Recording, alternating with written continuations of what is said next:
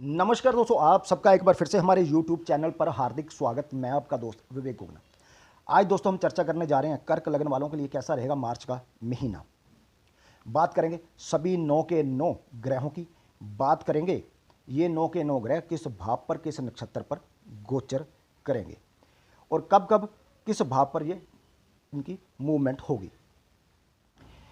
मैं अपने हर वीडियो में दोस्तों कहता हूं कि जो भी आपको मासिक या वार्षिक राशिफल बताया जाता है, मोस्टली यही बताया जाता है कि इस भाव का स्वामी होकर प्लैनेट इस भाव पर गोचर करेगा तो ये आपको रिजल्ट मिलेगा। तो वो रिजल्ट जो होता है दोस्तों वो लगन को मिलता है। वो सिर्फ वहाँ पर जो रिजल्ट है वो लगन के बारे में ही बताया जाता है। कि मान लीजिए एग्जाम्पल देता हूँ, कोई लग्नेश किसी मंथ जो है वो 8 भाव पर गोचर करे। 8 भाव जो होता है एक्सीडेंट सर्जरी बुरा भाव है, मतलब कार्यों में रुकावट आएगी, आपका एक्सीडेंट हो सकता है, आपकी सर्जरी हो सकती है, आपकी हेल्थ खराब हो सकती है। लेकिन इसका बिल्कुल भी ये मतलब नहीं होता कि वो पर्टिकुलर लगने वाले जितने भी जातक हैं उनकी हेल्थ खराब ही रहेगी। उसका कारण ये है कि पहली बात तो जितने भी वो उस लगन के जातक होंगे सभी को दशा भुक्ति अंतर अलग अलग चल रहा होगा।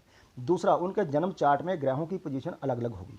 तीसरा, उनके जन्म चार्ट में ग्रह अलग अलग नक्षत्रों पर विराजमान होंगे। तो कहने का मतलब ऐसा नहीं होता कि किसी भी प्लैनेट किसी भी भाव का जो स्वामी होकर किसी एक पर्टिकुलर भाव पर गोचर करके तो सभी लगने वालों को वो रिजल्ट मिलेगा, ऐसा बिल्कुल नहीं होता। क्योंकि जो ये ग्रह हैं दोस्तों, जैसे कि हम बात कर लीजिए कि मार्च के महीने में हम किसी भी पर्टिकुलर एक लगन की बात करें तो ऐसा नहीं है। चलो चंद्र तो एक फास्ट मूविंग प्लैनेट है, अलग बात है कि ये 2.25 दिन एक भाव पर रहता है और एक दिन एक नक्षत्र पर रहता है। लेकिन मान लीजिए कोई स्लो मूविंग प्लैनेट हो, ठीक है, और हम कहें कि जैसे कि मकर या कुंभ के स्वामी शनि होते हैं, और जिस कभी हम बात करें कि वो मकर या कुंभ के स्वामी होकर जी वो 8 भाव पर गोचर करेंगे तो मकर या कुंभ वाले जितने भी जातक हैं सभी की हेल्थ खराब हो जाएगी, ऐसा बिल्कुल नहीं होता। क्योंकि देखिए मार्क भाव बाधक भाव उनको साथ लेकर मतलब जो है कंसिडर करना पड़ता है। उसके बाद फोर्थ भाव जो कि रिकवरी को से 12 भाव होगा उसको भी कंसिडर करना पड़ता है, तब जाकर हम। और दूसरा, जातक की जो है हेल्थ क्या चल रही है उस समय में उस पर भी डिपेंड करता है। सो मेरा कहना का मतलब यही है कि लकीर के फ़कीर मत बनिए। इस चर्चा में मैं हर नक्षत्र की बात ग्रह की बात करूंगा और साथ में जो कि इनर प्लैनेट हैं, क्योंकि इनर प्लैनेट जो हैं उनका वो अपने नक्षत्र के थ्रू बड़ा ज़बरदस्त रिजल्ट फास्ट देते हैं। और जो आउटर प्लैनेट हैं स्लो मूविंग, ये अपने नक्षत्र से जुड़कर जो भी पॉजिटिव नेगेटिव रिजल्ट देंगे उसको उनका उप नक्षत्र स्वामी डिसाइड करता है। तो आइए सबसे पहले हम बात कर लेते हैं सभी 9 ग्रहों के बारे में कि मार्च के महीने में कर्क लगने वाले जो चार्ट हैं उस पर इनकी पोजीशन क्या रहने वाली है और कब कब ये किसी भाव से दूसरे भाव पर मूव होंगे। तो सबसे पहले बात कर लेते हैं केतु की, जो कि आपके 5th भाव पर गोचर करेगा वृश्चिक राशि में। शनि गुरु बुध ये आपके 10th भाव 7th भाव जहाँ मकर राशि है वहाँ पर गोचर करेगा। सूर्य और शुक्र आपके 8th भाव पर गोचर करेंगे मार्च के शुरुआत में ही। और रही बात मंगल और राहु की, वो 11th भाव पर गोचर करेंगे।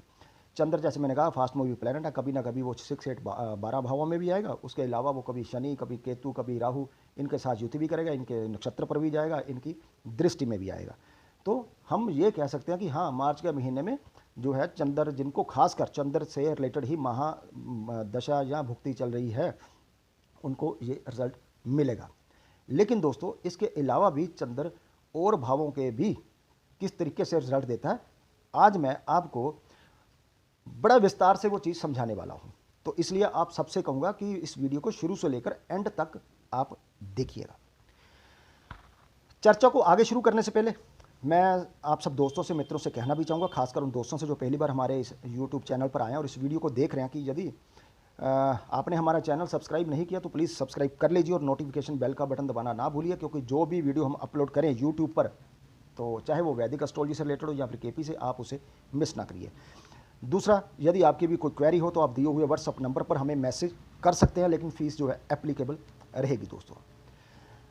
तो चलिए दोस्तों, सबसे पहले तो हम ये चर्चा कर लेते हैं कि मार्च के महीने में जिनको चंद्र से रिलेटेड दशा या भुक्ति या अंतर चल रहा है उनको चंद्र किस प्रकार से रिजल्ट देगा। जैसे कि हमने बात की कि वो कभी ना कभी 6, 8, 12 भावों पर भी आएगा, कभी ना कभी राहु शनि केतु इसके नक्षत्रों पर भी जाएगा, या इनके युति में या इनकी दृष्टि में भी आएगा, तो मिले जुले परिणाम मिलेंगे। लेकिन इसके अलावा चंद्र उन प्लैनेट का या उन वो प्लैनेट जिन भावों के स्वामी उनका भी रिजल्ट देगा जो ग्रह, ठीक है ना, चंद्र के नक्षत्र पर चल रहे हैं। जैसे कि 1 मार्च से 5 मार्च तक जो बुध है चंद्र के नक्षत्र पर चलेगा, ठीक है। और उसके बाद जो है शनि, वो तो हम जानते हैं कि चंद्र के नक्षत्र पर शनि जो है पूरा साल चलेगा, श्रवण नक्षत्र पर। इसके अलावा 1 मार्च से लेकर 5 मार्च तक जो है चंद्र के नक्षत्र पर गुरु ग्रह भी गोचर करेंगे। इसके अलावा मंगल 11 मार्च से लेकर 31 मार्च तक, ठीक है ना, चंद्र के नक्षत्र पर मंगल भी गोचर करेगा। और राहु, चंद्र के नक्षत्र पर राहु भी गोचर करेगा। अब ये जो प्लैनेट है ये कर्क मार्च के महीने में किस भाव के और कहाँ गोचर करेंगे, उस हिसाब से आपको रिजल्ट मिलेगा ये। तो सबसे पहले बात जो है हम कर लेते हैं शनि की और राहु की। देखिए पूरा मंथ जो है चंद्र के नक्षत्र पर ये दोनों गोचर करेंगे, ठीक है, जिसकी वजह से आपको इस मंथ में जो है तनाव और भ्रम की स्थिति का सामना करना पड़ेगा। इसके अलावा शनि जो है 7-8 भाव के स्वामी होने से, देखिए आपकी मैरिड लाइफ में, आपके पार्टनरशिप बिजनेस में और आपकी हेल्थ के से संबंध जो है दिक्कत और परेशानियों का संकेत दे रहा है दोस्तों। इसके अलावा गुरु को देखिए, गुरु जो है वो 7वें भाव पर है लेकिन 6 और 9वें भाव का स्वामी भी है, जिसकी वजह से नौकरी या व्यापार में आपकी यात्रा का योग दिखाई दे रहा है दोस्तों, क्योंकि 6 भाव जॉब का होता है, 9वें भाव जो है लॉन्ग जर्नी का होता है। बुध जो कि 3rd और 12 भाव का भी स्वामी है और 7वें भाव में वो गोचर कर रहा है। इसका मतलब आपकी पति या पत्नी उनकी भी यात्रा का योग दिखाई दे रहा है दोस्तों, यदि वो नौकरी से संबंधित है। और दूसरी बात, इसके अलावा किसी वाद, क्योंकि शनि 8 भाव का भी स्वामी है, किसी वाद विवाद से वाहन का लाभ यहाँ पर दिखाई दे रहा है दोस्तों। मंगल 10th भाव का स्वामी है और राहु के साथ 11वें भाव में गोचर करने से जो जातक मिलिट्री, पुलिस, जिम चलाने वाले, सिक्योरिटी सर्विस चलाने वाले या बॉडीगार्ड वगैरह जो भी हैं, उन सबको नेम फेम के साथ यहाँ पर आर्थिक लाभ दिखाई दे रहा है। मतलब कुल मिलाकर जो कर्क लगन के जातक हैं और खासकर जिनको चंद्र से रिलेटेड ही दशा भुक्ति अंतर जो है चल रहा है, मिले जुले परिणाम मिलेंगे। इसके बाद बात कर लेते हैं आपके सूर्य की। अब देखिए सूर्य जो है आपके 2nd भाव में का स्वामी होकर जो है 8 भाव पर गोचर करेगा 14 मार्च तक। फिर 31 मार्च तक वो 9th भाव जहाँ पर मीन राशि पड़ रही है वहाँ पर वो चला जाएगा, मूव कर जाएगा। अब 1 मार्च से 4 मार्च तक सूर्य शतभिक्षा जो कि राहु का नक्षत्र है वहाँ उसके ऊपर गोचर करेगा। इसका मतलब क्या हुआ, 11th भाव जो है आप लाभ का है और किसी भी प्रकार की इच्छा हो, जायज़ निर्जायज़, ये उसको पूरे करना, उस इच्छा को पूरा करने वाला भाव है। तो इसका मतलब यहाँ पर अब देखिए इच्छा अनुसार विवाद के साथ वाहन या प्रॉपर्टी का यहाँ पर लाभ दिखाई दे रहा है, प्राप्ति दिखाई दे रही है। 4 मार्च से 24 मार्च तक जो सूर्य पूर्व भाद्रपद नक्षत्र पर गोचर करेगा जो कि गुरु का है, इससे क्या होगा, इससे अचानक से आपकी सेविंग का लॉस हो सकता है। और यदि आपका कोई हेल्थ प्रॉब्लम चल रही है तो उसमें यहाँ पर अब ये वृद्धि दिखा रहा है। आपको डी फेम का भी सामना यहाँ पर करना पड़ सकता है दोस्तों। अचानक से दूसरे लोगों द्वारा लड़ाई झगड़ा को जो है बढ़ावा यहाँ पर दिया जा सकता है। 24 मार्च से 31 मार्च तक जो सूर्य है आपके, वो उत्तरा भाद्रपद नक्षत्र पर गोचर करेंगे और उसके स्वामी होते हैं शनि महाराज, जिसकी वजह से अब मैरिड लाइफ में दिक्कतों का सामना करना आपको पड़ सकता है, जिसके कारण आपके जो मानसिक तनाव में यहाँ पर वृद्धि होगी। कुल मिलाकर कर्क लगन के जो जातक हैं जिनको सूर्य से संबंधित दशा भुक्ति अंतर चल रही है उनको मार्च में एवरेज रिजल्ट जो है मिलने जा रहे हैं। बात कर लेते हैं आपके मंगल ग्रह के बारे में। मंगल देखिए 5th और 10th भाव का स्वामी होकर आपके 11th भाव पर गोचर करेगा। 1 मार्च से 11 मार्च तक कृतिका नक्षत्र जो कि सूर्य का नक्षत्र है वहाँ पर गोचर करेगा। कृतिका नक्षत्र का स्वामी सूर्य दोस्तों 14 मार्च तक तो 8th भाव पर गोचर करेगा, ठीक है, जिसकी वजह से व्यापार और मान सम्मान में दिक्कतों परेशानियों का आपको सामना करना पड़ सकता है। लेकिन जो लोग इंश्योरेंस या सीक्रेट एक्टिविटी में शामिल हैं उनको ज़बरदस्त आर्थिक लाभ दिखाई दे रहा है। ओवरऑल ये समय आर्थिक रूप से जिनको मंगल से संबंधित दशा भुक्ति अंतर चल रही है उनको लाभ दिखाई दे रहा है दोस्तों। 11 मार्च के बाद मंगल जो है वो रोहिणी नक्षत्र पर गोचर शुरू कर देगा। अब रोहिणी का स्वामी कौन है, चंद्रमा। चंद्रमा आपका लगन का स्वामी होने से अब आपके नेम फेम में इजाफा हो जाएगा और साथ ही आर्थिक रूप से आपको लाभ होगा। व्यापार या नौकरी में हो आपकी सब इच्छाएं यहाँ पर मंगल ग्रह जो है पूरी करने जा रहा है। कुल मिलाकर 11 मार्च के बाद का समय आर्थिक और नेम फेम में वृद्धि के लिए जो है संकेत यहाँ पर मंगल जो है हमें दोस्तों दे रहे हैं। अब बात कर लेते हैं आपके बुध महाराज की। आपके चार्ट में बुध देखेंगे तो थर्ड और 12 भाव के जो हैं वो स्वामी होकर 11 मार्च तक दोस्तों 7वें भाव पर गोचर करेंगे। इसके बाद 8 भाव में गोचर करेंगे, वो चले जाएंगे कुंभ राशि में।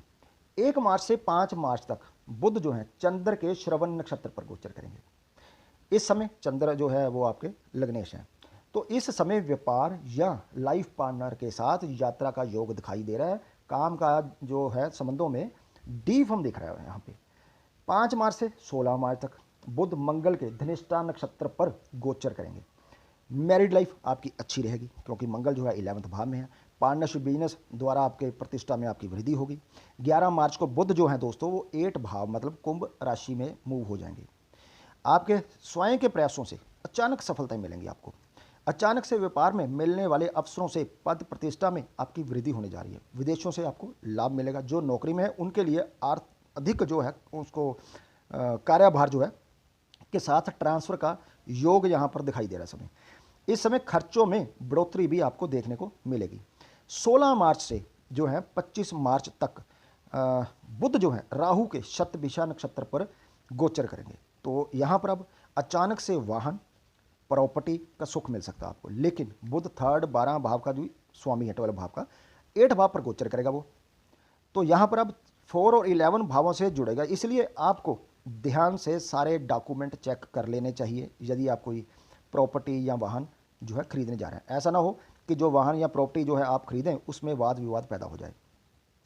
25 मार्च से बुध गुरु के नक्षत्र जो है पूर्व भाद्रपद पर गोचर शुरू करेंगे। गुरु खुद 8 भाव में होगा, 7वें भाव में होगा। और देखिए वो 6 और 9 भाव का भी स्वामी बनता है। और गुरु जो बुध है वो 3rd और 12 भाव का स्वामी है और खुद जो है 8 भाव में चला जाएगा। अब यहाँ पर मैरिड लाइफ में दिक्कतों का सामना करना पड़ेगा ज़बरदस्त। बिजनेस में भी दिक्कतों का आपको सामना करना पड़ेगा। और इसके अलावा जिन का डिवोर्स केस चल रहा है जातकों का इस समय, यदि तो कर्क लगने वालों को जो है उनका डिवोर्स जो है फाइनल हो जाएगा यदि आपको बुध से संबंधित दशा भुक्ति अंतर अभी इस समय चलेगा मार्च के महीने में। यदि आप कर्ज लेने के बारे में सोच रहे हैं भी कोई लोन या कर्ज हमारा पास हो जाए तो वो मिलने में भी यहाँ पर अड़चन दिखाई दे रही है। कुल मिलाकर कहें कि 25 मार्च तक का समय अच्छा रहेगा और बाद के जो 5-6 दिन होंगे वो कर्क लगन वाले जातकों के लिए मानसिक तनाव में वृद्धि करने वाले ही होंगे। मैरिड लाइफ आपकी खराब होगी, कर्जा आपको नहीं मिलेगा। बात कर लेते हैं अब यहाँ पर शुक्र महाराज की। शुक्र दोस्तों आपके चार्ट में 4th 11th भाव के स्वामी होकर 16 मार्च तक कुंभ राशि जो कि 8th भाव में पड़ती है गोचर करेंगे। फिर वो 16 मार्च को मूव कर जाएंगे अपनी उच्च की राशि मीन में जो कि 9th भाव में पड़ती है। अब देखिए 1 मार्च से 9 मार्च तक जो शुक्र है वो राहु के शतभिषा नक्षत्र पर गोचर करेंगे। राहु जो है वो भी वृष राशि में है और शुक्र को रिप्रेजेंट करता है। तो यहाँ पर 8, 4, 11 भावों का रिजल्ट जो है शुक्र देगा। अचानक से धन की, वाहन की, भूमि की जो है इनके सुखों में बढ़ोतरी देखने को मिलेगी। 9 मार्च से 19 मार्च तक शुक्र जो है गुरु के पूर्व भद्रपद जो नक्षत्र है वहाँ पर गोचर करेंगे। मैरिड, बिजनेस, फाइनेंस में दिक्कत परेशानियों का आपको सामना करना पड़ेगा। यदि कोई पर्सनल लोन या गाड़ी आदि पर कोई लोन लेना चाह रहे हैं तो लोन दोस्तों मिलना यहाँ पर मुश्किल लग रहा है अभी।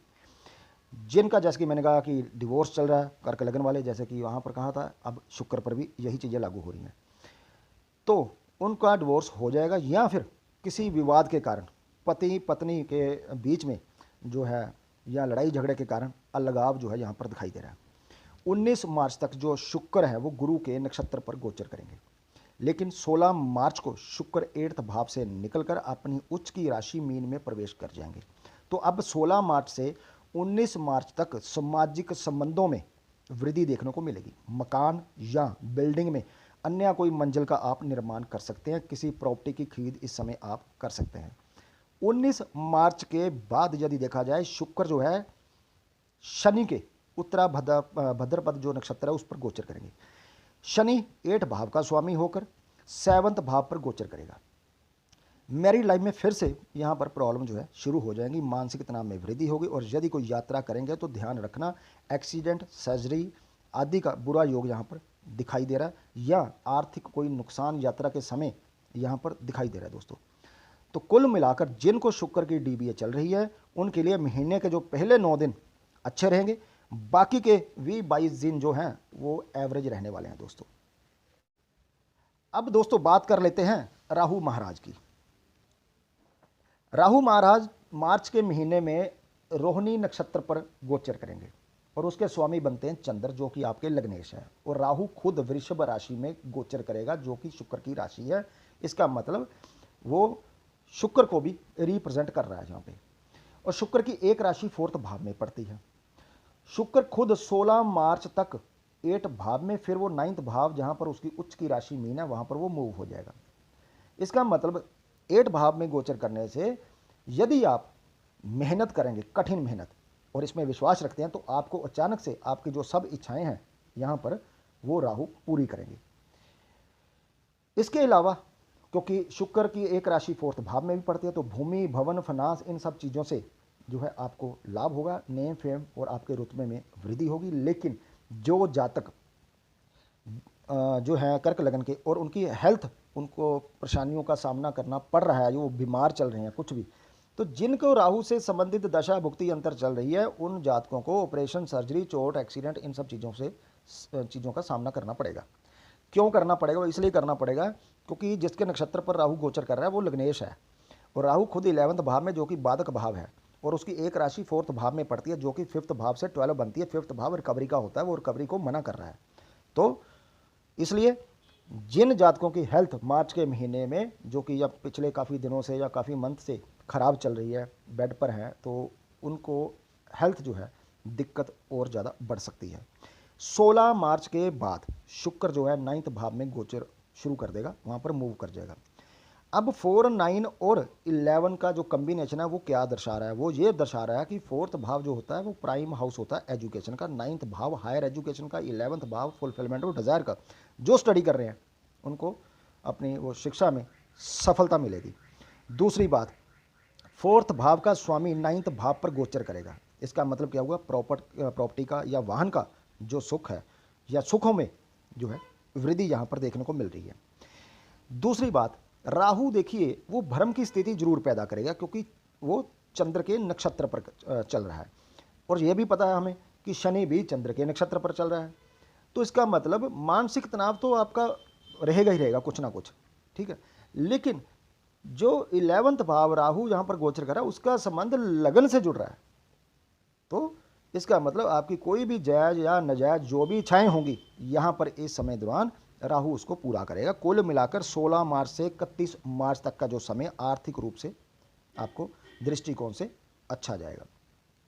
बात कर लेते हैं शनि महाराज की। शनि, जैसे कि हमने कहा कि शनि जो पूरा साल है वो श्रवण नक्षत्र, जो कि चंद्र का नक्षत्र है, उसके ऊपर गोचर करेगा। इसका मतलब ये हुआ कि शनि जिस भाव में है, जिस भाव का वो स्वामी बनेगा, वो लगन से जुड़ेंगे, ठीक है।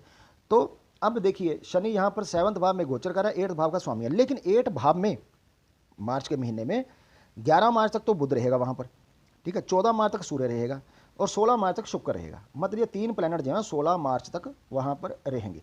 जब वो निकल जाएंगे तो 8 भाव का जो रिजल्ट है वो शनि बड़ी ज़बरदस्त तरीके से आपको देने जा रहा है। और 1 से लेकर 14 मार्च तक, ठीक है, मतलब मैंने कहा कि 8 भाव में ये 3 प्लैनेट करेंगे कब तक? 16 मार्च तक। और 1 से लेकर 14 मार्च तक शनि महाराज जो हैं वो गुरु के उप पर गोचर करेंगे, और खुद वो किस पे नक्षत्र हैं? जो श्रवण, चंद्र के नक्षत्र पर, और गुरु के उप पर नक्षत्र करेंगे। मतलब अब जो भी रिजल्ट शनि देगा चंद्र से मिलकर, उसको डिसाइड जो है वो गुरु महाराज करेंगे दोस्तों। और गुरु भी 7th भाव में शनि के साथ है और 6, 9th भाव के वो स्वामी हैं। अब देखिए, आपके जीवन साथी के स्वभाव के कारण वैवाहिक जीवन में असंतुष्टि का आपको सामना करना पड़ेगा। नौकरी हो, व्यापार, ठीक है, यहाँ पर यात्रा का योग बनेगा। 14 मार्च के बाद शनि अपने उप पर चला जाएगा। 7 और 1 और 8 का संबंध बनेगा, और वहाँ से वो तीनों प्लैनेट निकल जाएंगे 16 मार्च को, ठीक है। तो अब शनि 7वें में गोचर करेगा, 8वें का स्वामी है, और 1 लगन से वो जुड़ेगा क्योंकि वो अपने उप पर है। तो अब जीवन साथी द्वारा तकलीफ़ों का आपको सामना करना पड़ेगा, बनते काम आपके बिगड़ेंगे, हेल्थ प्रॉब्लम आपको हो सकती है। कुल मिलाकर मैरिड लाइफ में जो है वो 14 मार्च के बाद का समय काफ़ी आपको तकलीफ़ जो है दे सकता है, आपके मानसिक तनाव में वृद्धि हो सकती है। दोस्तों, बात कर लेते हैं गुरु महाराज की। अब गुरु महाराज जो हैं वो 6-9 भाव के स्वामी आपके चार्ट में बनकर 7वें भाव पर गोचर करेंगे मकर राशि में। गुरु भी चंद्र के श्रवण नक्षत्र पर गोचर करेंगे, लेकिन 5 मार्च तक, और 5 मार्च तक सूर्य के ऊपर रहेंगे। मतलब गुरु जो है वो चंद्र के नक्षत्र और सूर्य के ऊपर रहेंगे 5 मार्च तक। सूर्य आपके चार्ट में 2nd भाव का स्वामी होकर 8 भाव पर गोचर करेगा 14 मार्च तक। जिनको गुरु से संबंधित दशा भुक्ति अंतर चल रही है उनको भी हेल्थ प्रॉब्लम या मैरिड में दिक्कत, नौकरी में परेशानी, यदि कोई यात्रा करेंगे हो सकता है यात्रा आपकी रुक जाए, या यात्रा में परेशानी, नौकरी की कोई बातचीत चल रही है तो सामने वाले से हो सकता है कोई जवाब ही ना मिले आपको, क्योंकि वो 9th भाव का भी स्वामी है। दोस्तों, 5 मार्च को गुरु जो है मंगल के धनिष्ठा नक्षत्र पर और मंगल के ही उप पर गोचर करेंगे। ये 8 मार्च तक का समय है, और 16 मार्च को वो राहु के उप पर चले जाएंगे। मतलब जो गुरु हैं वो मंगल के नक्षत्र पर रहेंगे और 8 मार्च तक जो है वो मंगल के ही उप पर, और उसके बाद 16 मार्च तक राहु के उप पर चल जाएंगे। राहु जो है वो वृषभ राशि में है, वो शुक्र को भी रिप्रेजेंट कर रहा है, वो मंगल को भी रिप्रेजेंट कर रहा है, वो मंगल के साथ वहाँ पर 11वें भाव पर गोचर कर रहा है। अब देखिए 7वें भाव 6-9 का स्वामी होकर जो गुरु है 11वें भाव से जुड़ेंगे। अब यहाँ पर जिनको गुरु से संबंधित दशा भुक्ति अंतर चल रही है, वैवाहिक जीवन पहले से थोड़ा अच्छा हो जाएगा। नौकरी यहाँ पर मिल सकती है यदि आप नौकरी ढूंढ रहे हैं। नौकरी यदि में हैं आप ऑलरेडी तो यात्रा का योग बनेगा, भाग्य का यहाँ पर आपको साथ मिलेगा, धार्मिक कामों में आपकी रुचि बढ़ेगी। यदि हायर स्टडी के लिए एग्ज़ाम देने की सोच रहे हैं तो आपको इस समय दौरान सफलता मिल सकती है। यदि कोर्ट केस का कोई फैसला इस समय दौरान आने वाला है तो उसमें भी आपको सफलता दिखाई दे रही है। अब देखिए 16 मार्च के बाद जो है गुरु महाराज अपने ही जो है उप पर चले जाएंगे राहु के बाद, ठीक है, और 24 मार्च तक वहाँ पर रहेंगे। फिर 31 मार्च को वो गुरु जो हैं शनि के उप पर चले जाएंगे, मतलब मंगल के नक्षत्र पर और अपने उप पर, और उसके बाद 31 मार्च तक शनि के उप पर। तो अब देखिए यहाँ पर क्या क्या रिजल्ट वो नक्षत्र और उप नक्षत्रों से मिलकर जो गुरु महाराज हैं देने की कोशिश करेंगे। वैवाहिक जीवन को अब थोड़ा सा अच्छा करेंगे, मेहनत से साहस से हर काम में आपको सफलता मिलेगी। किसी कानूनी अधिकार की प्राप्ति आपको इस समय दौरान हो सकती है। यदि कोई जुर्माना वगैरह आपको लगा हुआ है तो उसमें उसकी कमी हो सकती है, मतलब उसको कम करने की यदि आप कोशिश में हैं। किसी वाद विवाद में यदि कोई उस समय होगा तो उसमें भी आपको सफलता मिल जाएगी। सामाजिक संबंधों में सफलता मिलेगी, किसी एग्रीमेंट में भी आपकी सफलता यहाँ पर दिखाई दे रही है। दोस्तों, नौकरी में आर्थिक लाभ यहाँ पर दिख रहा है। कुल मिलाकर 5 मार्च के बाद जिनको गुरु की दशा भुक्ति अंतर चल रही है, हर काम में सफलता और आर्थिक लाभ जो यहाँ पर दिखाई दे रहा है। दोस्तों, अब दोस्तों बात कर लेते हैं लास्ट जो है केतु महाराज की। केतु आपके जो है 5th भाव जहाँ पर मंगल की वृश्चिक राशि है वहाँ पर वो गोचर करेंगे, और मंगल द्वारा वो देखे भी जा रहे हैं क्योंकि मंगल राहु के साथ है। और मैं हमेशा कहता हूँ कि मंगल और राहु जो है दोस्तों सबसे पहले वो उन ग्रहों का रिजल्ट देते हैं जो उनके साथ युति में होते हैं, और इसके बाद जो प्लैनेट इनको दृष्टि दे रहे हों उनका भी रिजल्ट देते हैं। इसके बाद ये जिनकी राशि में बैठे हों उनका भी रिजल्ट देते हैं, और इसके अलावा ये अपने नक्षत्र स्वामी का भी रिजल्ट देते हैं। इस तरीके से जैसे कि नॉर्मली कहा जाता है कि वैदिक एस्ट्रोलॉजी में राहु केतु जिस भाव में हो या फिर उनकी जो दृष्टियाँ होती हैं 5, 7, 9, ऐसा नहीं।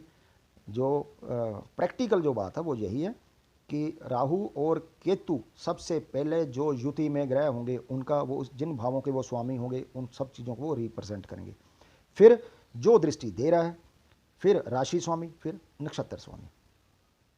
मार्च में केतु जो है वो ज्येष्ठा नक्षत्र पर गोचर करेगा जिसके स्वामी बुध ग्रह बनते हैं, और बुध आपके चार्ट में 3rd 12 भाव के स्वामी हैं दोस्तों। और 11 मार्च तक आपके 7वें भाव में गोचर करेंगे, उसके बाद 9th भाव पर वो मूव हो जाएंगे। अब देखिए 4 मार्च तक केतु जो है सूर्य के उप पर गोचर करेंगे, जो आपके चार्ट में सेकंड भाव के स्वामी होकर 8 भाव में रहेंगे 14 मार्च तक। अब देखिए यहां पर रिजल्ट को समझिए थोड़ा सा। केतु 5th भाव में है, केतु को मंगल रिप्रेजेंट कर रहा है, ठीक है जी। और मंगल जो है आपके चार्ट में जो उसकी राशि है, एक तो वृश्चिक हुई जिस पे केतु गोचर कर, दूसरी राशि 10th भाव में पड़ती है और खुद वो 11th भाव में बढ़ता है, इसलिए केतु मंगल को रिप्रेजेंट कर रहा है। मतलब केतु जहां बैठा हुआ 5th भाव में उसका रिजल्ट देगा, प्लस वो 10th भाव से संबंधित भी फल देगा, प्लस वो 11th भाव से संबंधित भी फल देगा, ठीक है। और नक्षत्र से जुड़ेगा बुध के, बुध 3rd और 12 भाव का स्वामी होकर, जैसे कि मैंने कहा कि 11 मार्च तक वो 7th भाव में रहेगा, उसके बाद वो 8 में चला जाएगा, उन भावों से भी जुड़ेगा। उसके बाद जो भी उसके पॉजिटिव नेगेटिव रिजल्ट होंगे नक्षत्र से मिलकर, उसको सूर्य अब यहाँ पर जो है डिसाइड करेगा 4 मार्च तक। अब देखिए लॉटरी से लाभ हो सकता है, लेकिन जुआ सट्टा जो भी होगा आपका, या जो भी आप इंट्राडे करने जा रहे हैं, उसमें आपको हानि हो सकती है। अपमान या किसी गुमनाम मैसेज से जो है आपको परेशानियों का सामना करना पड़ सकता है। लव मैरिज जो करना चाह रहे हैं हो जाएगी इस समय दौरान, लेकिन उसमें परेशानियों तकलीफ़ों का सामना करना पड़ेगा, और ऐसी सिचुएशन भी बन सकती है कि इसमें आपको किसी भी कारण से बदनामी की सामना भी करना पड़े। 4 मार्च के बाद जो है केतु शुक्र के उप पर गोचर करेगा। शुक्र 16 मार्च तक 8 भाव में, फिर वो 9th भाव में चला जाएगा। मतलब अब यहाँ पर कला के क्षेत्र में जो शिक्षा होती है वो आप ले सकते हैं। लव मैरिज से जो है सेटिस्फैक्शन आपको नहीं मिलेगी, सेक्सुअल रिलेशनशिप में इंटरेस्ट नहीं होगा, कला संस्कृत जैसे कि मैंने कहा उस क्षेत्र में आपकी शिक्षा हो सकती है। चेक, डिमांड ड्राफ्ट या एग्रीमेंट से आपको लाभ हो सकता है। इंश्योरेंस पॉलिसी इस समय दौरान आपकी कोई मैच्योर होगी, उससे आपको आर्थिक लाभ होगा। लाइफ पार्टनर से भी यहाँ पर आर्थिक लाभ दिखाई दे रहा है। शत्रुओं से पॉजिटिव स्थिति बनेगी। पैतृक संपत्तियों से अनुचित लाभ मिलेगा। रुकावटों के बाद भी आपकी जो उच्च शिक्षा है वो जारी रहेगी। संपत्तियों से, ठीक है, आपको ज़बरदस्त आर्थिक लाभ होने जा रहा है। दोस्तों कहने का मतलब मेरा कि कोई भी प्लैनेट हो दोस्तों, वो अपने नक्षत्र और उप नक्षत्र से जुड़कर ही जो है हमें रिजल्ट देता है। अब इसके बाद क्या होगा? इसके बाद दोस्तों ये होगा कि जो भी आप कामकाज कर रहे हैं उसमें आपको नेम फेम के साथ आर्थिक लाभ भी मिल सकता है, लेकिन ये सब कुछ होगा उनके साथ जिनको केतु से संबंधित दशा भुक्ति या अंतर जो है चल रहा है। अपने कामकाज के सिलसिले में आप कोई एडवर्टाइजमेंट करवाना चाह रहे हैं तो यहाँ पर वो खर्चा दिखाई दे रहा है एडवर्टाइजमेंट से संबंधित। पार्टनरशिप बिजनेस में भी रुकावट हो सकती है। पार्टनर के द्वारा आपको व्यापार में धोखाधड़ी का सामना करना पड़ सकता है। कोई किसी कामकाज के सिलसिले में आपको इस समय दौरान मार्च के महीने में जिनको केतु से संबंधित दशा भुक्ति अंतर चल रही है, रिश्वत देनी पड़ सकती है। धार्मिक कोई आप दान भी करेंगे इस समय दौरान। आपका जो भी बिजनेस होगा उसमें आपको कंपटीशन जो है सामना करना पड़ेगा, कंपटीशन का। और यदि आप एक से ज़्यादा 2 व्यापार कर रहे हैं तो आपको उसमें मेहनत भी करनी पड़ेगी और तकलीफ़ों का सामना भी करना पड़ेगा, तब जाकर आपको आर्थिक लाभ मिलता दिखाई दे रहा है। तो दोस्तों ये थी चर्चा मार्च के महीने में कैसा रहेगा कर्क लग्न वालों के लिए, पॉजिटिव नेगेटिव रिजल्ट। तो आशा करता हूँ कि ये जो चर्चा है आपको अच्छी लगी तो प्लीज़ वीडियो को लाइक कीजिए, शेयर कीजिए। इसका लिंक जो है अपने दोस्त मित्रों के साथ शेयर कीजिए ताकि वो भी इस चर्चा से लाभ जो है उठा सके। तो कहने का मतलब मेरा यही है। फिर मैं एक बार आपको कहना चाहता हूं कि दोस्तों जब भी आप प्लैनेट की किसी के बारे में, उसके रिजल्ट के बारे में चर्चा करें तो प्लीज़ नक्षत्र को मत भूलिएगा। ज़्यादातर लोग क्या करते हैं कि वो देखते हैं कि प्लैनेट किस राशि में है और जिस राशि में है उसके लॉर्ड की पोजीशन क्या है चार्ट में, लेकिन मेरा मानना है इससे ज़्यादा अहमियत इस चीज़ की होती है कि कोई भी प्लैनेट, मान लो जिसकी राशि पर कोई प्लैनेट बैठा हुआ है, राशि में प्लैनेट है, उस राशि का स्वामी चार्ट में उच्च हो या नीच हो, इससे मेरा कहने का मतलब कोई फर्क नहीं पड़ता। फर्क पड़ता है कि वो जो प्लैनेट है वो किसके नक्षत्र पर गया, उस नक्षत्र लॉर्ड की आपके चार्ट में पोजीशन क्या है। तो चलिए दोस्तों मिलते हैं एक और नई चर्चा के साथ, तब तक के लिए नमस्कार।